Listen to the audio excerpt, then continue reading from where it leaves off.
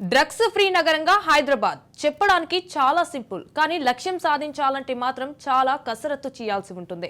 ప్రస్తుతం ఎన్నికల కోడ్ అమలులో ఉండడంతో తనిఖీల భయంతో కావచ్చు, లేదంటే ఎన్నికల విధుల్లో ఉన్న కారణంగా పోలీస్ అధికారులు బిజీ కావచ్చు.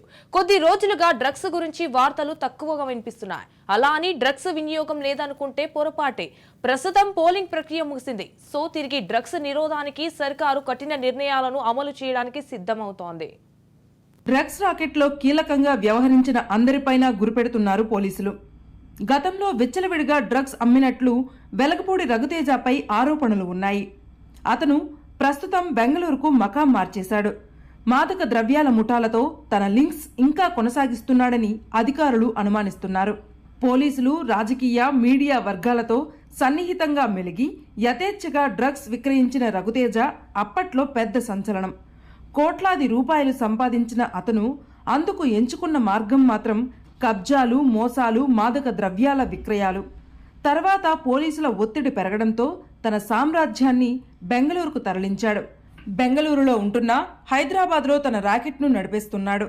డ్రగ్స్ అమ్మకాల కోసం ఇక్కడ పెద్ద నెట్వర్క్నే విస్తరించాడని తెలుస్తోంది. ఆ నెట్వర్క్ ద్వారానే విచ్చలవిడిగా మాదక ద్రవ్యాలు సరఫరా చేస్తున్నాడు. ముఖ్యమంత్రి రేవంత్ రెడ్డి నగరాన్ని డ్రగ్స్ ఫ్రీ సిటీగా మార్చాలని ఆదేశించారు. పోలీసులు పెద్ద ఎత్తున దాడులు జరుపుతూ క్వింటాళ్ల కొద్దీ గంజాయిని, మాదక ద్రవ్యాలను పట్టుకున్నారు.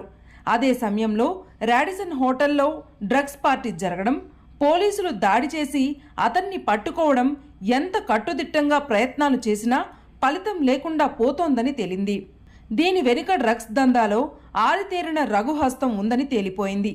ఎంతో అనుభవంతో పాటు నగరంలో విస్తృత నెట్వర్క్ ఉన్నందున రఘుతేజ తేలిగ్గా ఇక్కడికి డ్రగ్స్ సరఫరా చేస్తున్నాడని గుర్తించారు.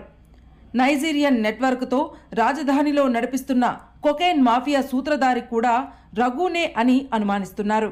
రఘుతేజ ఇల్లీగల్ వ్యవహారాలు ఫ్యామిలీ ప్యాకేజ్ అట.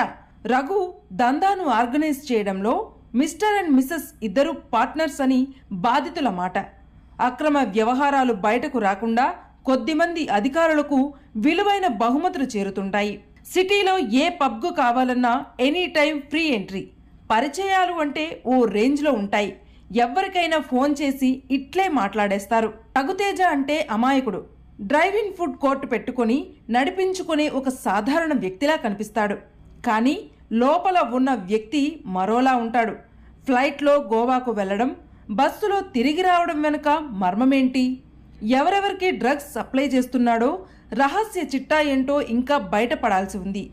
రాజకీయ పార్టీలతో సంబంధాలు లేకుండా సెలబ్రిటీలకు మాత్రమే డ్రగ్స్ అరేంజ్ చేసే కెపాసిటీ అతగాడికి వచ్చిందంటే ఎంత బ్యాక్గ్రౌండ్ మెయింటైన్ చేస్తున్నాడో అర్థం చేసుకోవచ్చు.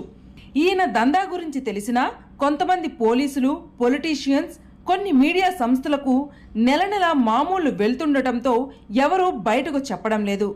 ఆర్గానిక్ కూరగాయల పేరుతో షాపు నడిపించే ఒకరితో పాటు మరో వ్యక్తి కూడా ఇతగాడి చీకటి దందాలకు సహాయ సహకారాలు అందిస్తారని నిఘా వర్గాలు ఆధారాలు సేకరించాయి. రఘుతేజ అక్రమాలు చాలానే ఉన్నాయి.